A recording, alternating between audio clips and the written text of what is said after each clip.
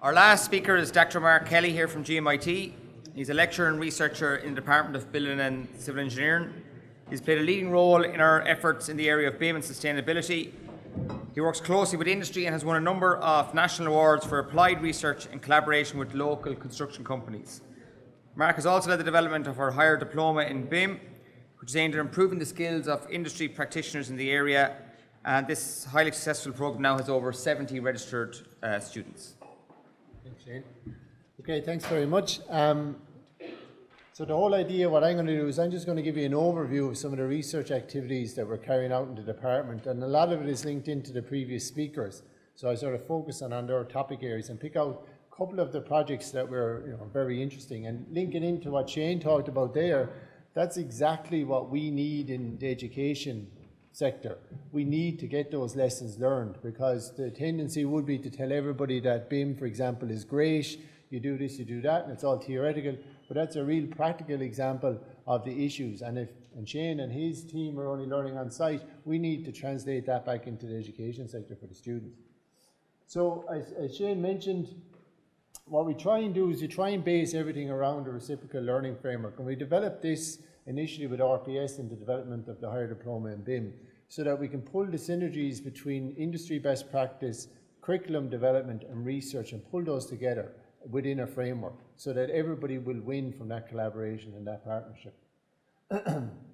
So two of the projects I'm going to focus on or two main projects. One is on the circular economy and the other one is on BIM. So the circular economy, as Pat and Darren sort of outlined, is becoming very, very important nationally. A circular economy consultation was just out a couple of weeks ago, and that closed recently, and the likelihood is that's going to inform national policy from now on. And a lot of the public sector clients are looking at it. But there is a bit of a misunderstanding of what it is, or people are a bit scared of what it could mean. But at its most basic level, across everything, not just buildings, but products, computers, everything that you own or can buy, it's about value and utility. So to keep things at their highest value and keep them at their highest utility if at all possible. And when you're looking at that from a construction sector point of view, you're looking at it from material cascades, you're looking at closed loops and open loops for material cycles. Okay, so there's lots of different aspects to that. So three projects that we've been involved in recently directly with industry have looked at resource efficiency, and I've also looked at the circular economy on two projects. So the first project is completed, the top one. The second one is in its write-up phase at the moment, and the third one is sort of about halfway through. And what we're trying to do is initially from, say, the year 2000, we've been involved in research in construction, demolition, waste. But now we're sort of moving to a more holistic approach around the whole circular economy. All of these have been in partnership with the local SME, Kerry Building Contractors, who have co-funded all of these projects, and with the EPA, so we're grateful to them. And we have a lot of partnerships both with BAM and CISC who are involved from a case study point of view, and Bonham Key is actually one of the case studies on the current project. So we use a very simple methodology. So initially we would observe and sort of benchmark, as Alan mentioned there, with these KPIs and developing those. If you don't benchmark something, how do you know if you're going to improve? So you have to benchmark. All of these projects were involved during the construction phase. So as I mentioned to Pat earlier on, it's sort of a battle at the construction phase because a lot of times it's too late then. But we do our best to see can we improve things. We identify quick wins and reduction plans, talk to the site teams and see can we implement them or test them. So a lot of it is experimenting on different things. So an example with that with the Bonham Key job was recently with their target of 90% diversion from landfill was to do, and one of our students here, Phelan, did it, was to do a skip sample on one of the mixed skips to identify what was actually in the mixed skip. Okay, and feed that back into CISC and see can they reduce some of the materials that were going into the mixed skip. Very simple, but very useful to do. And then we set our own performance indicators, and we're developing a toolkit at the moment. So what the toolkit looked like, and these are under development, is a series of case studies. And so we had 6 case studies, and a colleague of mine, Dr. Jan Gotcha, who can't be here today, was the main driver in this. Developed these case studies. So 6 case studies with BAM and 5 case studies with Kerry Building Contractors. So you had a large building contractor and you had an SME. And we looked at was implementing resource efficiency measures on the different elements. So the main things up top are blacked out because they're under development at the moment and we have to get approval. But this is what they're going to end up looking like. So that we'll have a series of case studies with actual benchmarks of the savings that could be made just during the construction phase. So we didn't do any interventions at design any interventions in planning or anything like that. This is purely during the construction phase. The big thing that everyone looks at, especially if you're a building contractor, is you look at the profit margins. So what we did is to keep confidentiality and stuff across the case studies, we took an assumed profit margin of 1.5%. So on some jobs it could be a lot less than that, and some jobs it could be higher, but that was a UK study that came across that the average profit was 1.5. So it's an assumed profit margin, but we have to do that to protect the confidentiality of the participants. So that's under development, hopefully be out pretty soon. One that's just coming to its sort of close was, and two of its signature projects in Galway recently have been the Pescatorial School in Claddagh, which has been refurbished, and one of the client that's in there now is a company called, an American company called Rent a Runway, and coincidentally and good for us that their whole business model is circular economy business model. It's about the reuse of clothes. That's what the whole business model is about. Their building in Claddagh is the R&D side of things. It's not the actual clothes side of things, so you can't rent the clothes in Claddagh, but their whole business model coming into the building, so that's reflected in the type of building. So what we did, and this has only been written up at the moment, is sort of trying to measure, what materials could be reused. Obviously the building itself was reused, so that goes back to what Pat and Darren were saying. But there was a number of different elements within the building, and what we're doing as a collaborator is just sort of benchmarking those. Okay, so that report will hopefully go out in the next couple of months. The next one was the refurbishment of the Magdalen Laundries in Foster Street to be a state-of-the-art cope centre for domestic refuge. And interestingly enough, and it's linked to the whole history of the Magdalen Laundries, the Irish term for the building is Moella, which means another way, but we're also looking at it from another way point of view, from a circular economy point of view. So again, it was a mixture of what could you do with the existing building, the existing components, the existing structures, and also good practice on site. So as Alan mentioned, the source segregation on site, the reuse of windows, reuse of flooring, reuse of the roof tiles, but then you also had reuse of materials, so your floor coverings, can we reuse them and use them on different sites? And then you have things like take-back schemes with your pallets and stuff like that.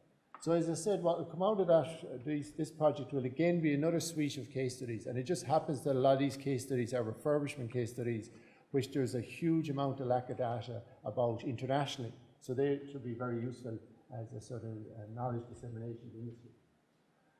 So the current project is saying, well, how can we frame this within this circular economy metrics? And what has happened recently in the last couple of years is there's been a sort of plethora of publications about circular economy in the construction sector. And David Cheshire, who's has written a book on this called Building Revolutions, and I would recommend it to anybody with an interest in it. It's very good. And he has a simple sort of schematic here. But again, you're looking at the basics again of retain, refit, refurbish before you start looking at new build or anything. So what we're doing is we're mapping the current case studies. We have a number of case studies going on at the moment against this metric, and also looking at other metrics. So the UK Green Building Council brought out a really good publication last year as a circular economy guidance for clients, and they have a series of initiatives that you can implement there. So we're looking at all of these different metrics and trying to sort of map it out and then look at it from the different phases. So from a planning authority phase, from a client phase, from a design phase, from a construction phase, even down to subcontractor phase, and including suppliers as well. So the information is coming out, the recommendations are coming out, but what we want to do is test this in reality. So theoretically, that looks brilliant. We could teach that to the students and say, there you go, and then they go out in industry and they don't see it. So we want to test all of these strategies and see where they work. When should you do it? Well, as early as possible. If the client can do it, or if it's part of your planning permission, then everyone else follows. If you're expecting a building contractor to do it on their own bat, they won't do it unless they're required to do it. So a lot of the initiatives Alan outlines there were internal initiatives already with CISC as an organisation, so it's embedded into their business model, but also the client wanted one planet living. So that follows on. You have to comply with all of those things. So we're trying to move, and this is mentioned before, we're trying to move, and this is a nice schematic from BAM, trying to move from a linear model to a more circular model, where you're looking at materials in their loops and you're looking at the performance economy. So rather than what we need in this room is light, we don't actually need the light bulbs, the physical light bulbs. So buy the performance or rent or lease the performance rather than buy the actual product.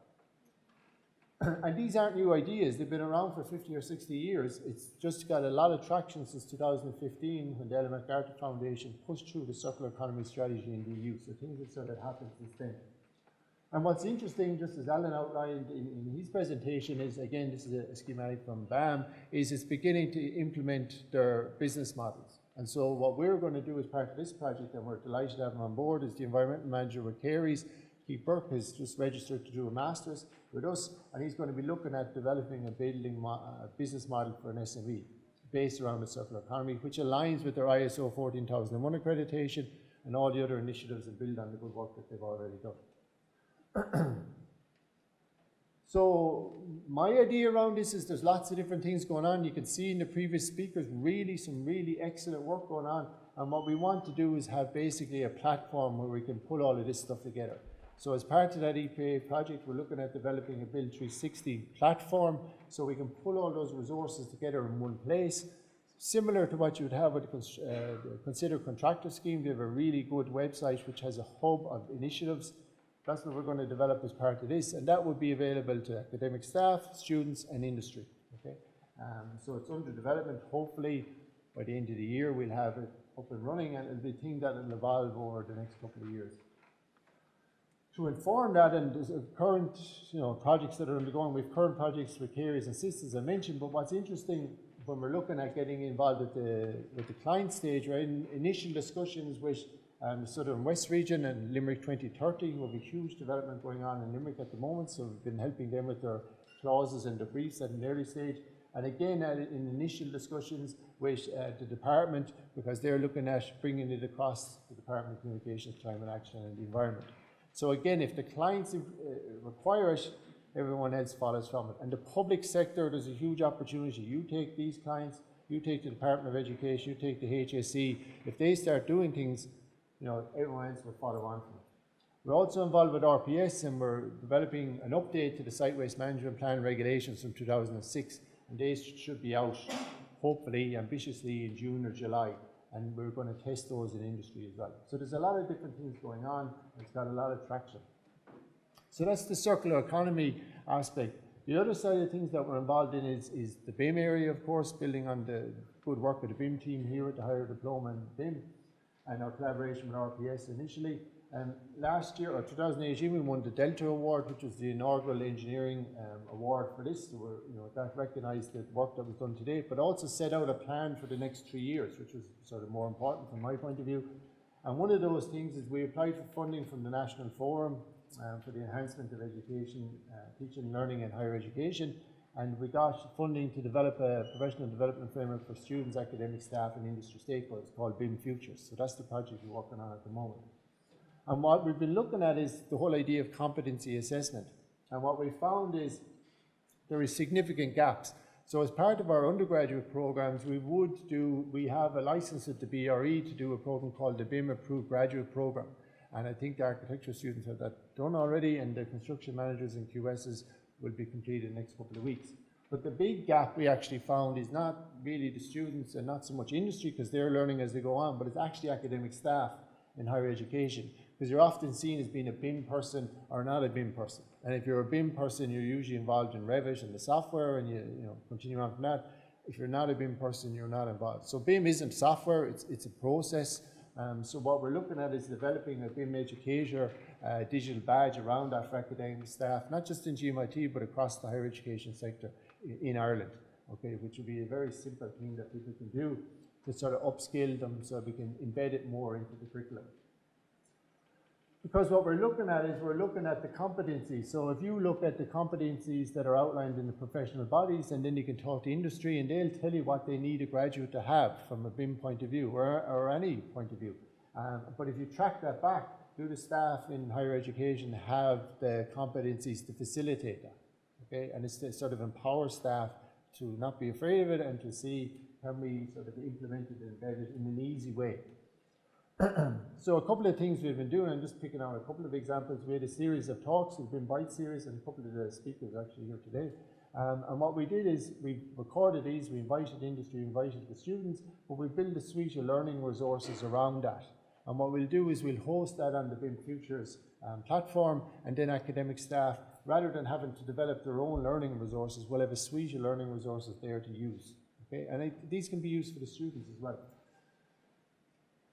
We're also looking across the whole curriculum to see, well, where can we embed it into the different modules rather than just having standalone modules. Because when you're looking at it as a methodology or as a process, you don't want it, well, that's the BIM module over there, or that's the circular economy module over there. We want to embed it into all the programs if at all possible. So this is an initial draft of what it's going to look like, but we'll have a BIM Futures platform which will host resources for students, industry and academic staff on all things BIM really and updated, which isn't there from a national point of view as well. A couple of things we're really excited about, and it builds on what Darren mentioned earlier on about the 3D textbook, which is a physical textbook. One of the issues we found is it's quite difficult for students to visualize the construction process. So we try and bring them out as many site visits as we can, but with numbers and risk and risk assessments and health and safety and time and sites, it can be quite difficult. So in collaboration again with Carey's, they have 3 projects going on at the moment, and we're trying to develop virtual 3D textbooks around those. Okay? And so this is sort of an experiment. We want to get it to a certain level, but basically a student or a staff member can go into the project and zone around the different parts of it, hit hotspots, and it'll have lots of detail around it. So that's a theme we're quite excited about. It's a lot of work, but it's interesting. So again, just to sort of recap, our research is trying to look at all different things, the students, the staff and industry stakeholders, also the professional body needs, things that are specific like BIM, but also our contribution to society. And ultimately, when you look at sustainability point of view and the built environment and the sustainable development goals, it's all about how we can make society better, how we can contribute to society. So it takes a more holistic approach. And I suppose what we're thinking of, and the last thing is to use this, there is an opportunity in Ireland to sort of lead from a built environment education point of view, but we need to collaborate a lot more. There's a huge amount of competition in higher education when we need to be looking at collaboration and see how can we translate that into the higher education sector and actually have a framework for the built environment across all of higher education, which feeds in. So TU Dublin would have obviously a lot of links, WT had an awful lot of links, and you might go an awful lot of links, and to harness all that together within a framework where we can have the best education we can possibly have for higher education, which relates into what industry needs and also is research informed and evidence based. That's me, I think. Thanks very much. Thank you, Mark.